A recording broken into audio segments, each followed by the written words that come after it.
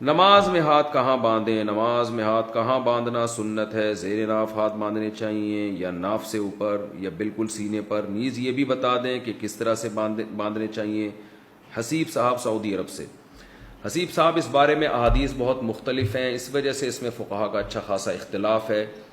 ہر فقیر نے ایک حدیث کو اصل بنا کے دوسری میں تعویل کی ہے، اور اس بارے میں جو یہ شدت ہے کہ بس میرا ہی طریقہ جائز ہے، باقی سب قرآن و حدیث کے منکر ہیں، جیسے کہ ہمارے یہاں بعض یوٹیوبرز آپ کو ملیں گے، یہ بالکل ناجائز اور حرام طریقہ ہے، یعنی اس طرح سے امت میں پھوٹ ڈالنا۔ تو اس میں بہت سارے طریقے ہیں، ہر فقیہ کی کوئی نہ کوئی دلیل ہے، ہر مجتہد کے پاس کوئی نہ کوئی دلیل ہے۔ تو اس بارے میں جو امام حنیفہ کا موقف اور فقہ حنفیہ کا موقف ہے وہ یہ ہے کہ ناف کے اوپر ہاتھ رکھے جائیں، دایاں ہاتھ بائیں ہاتھ کے اوپر، اور ان دونوں انگلیوں سے ایسے چھلا بنا کے یہ تین انگلیاں سامنے رکھی جائیں۔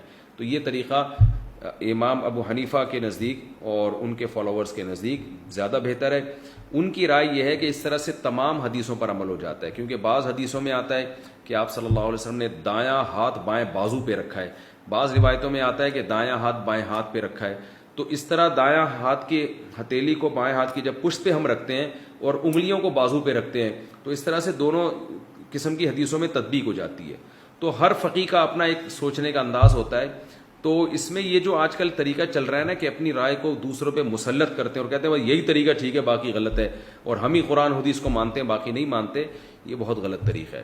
تو ہر فقیہ نے، امام شافعی کے یہاں دایاں ہاتھ کو اس طرح سے بازو کے اوپر رکھا جائے گا، وہ بھی ٹھیک ہے، انہوں نے اس حدیث کو ترجیح دی جس میں دائیں بازو کے بائیں بازو کا تذکرہ ملتا ہے۔ تو اختلافی مسئلہ ہے، اسی وجہ سے ہم کہتے ہیں کہ اختلافی مسائل میں انسان ایک فقہ کو فالو کرے اور دوسرے پہ رد نہ کرے۔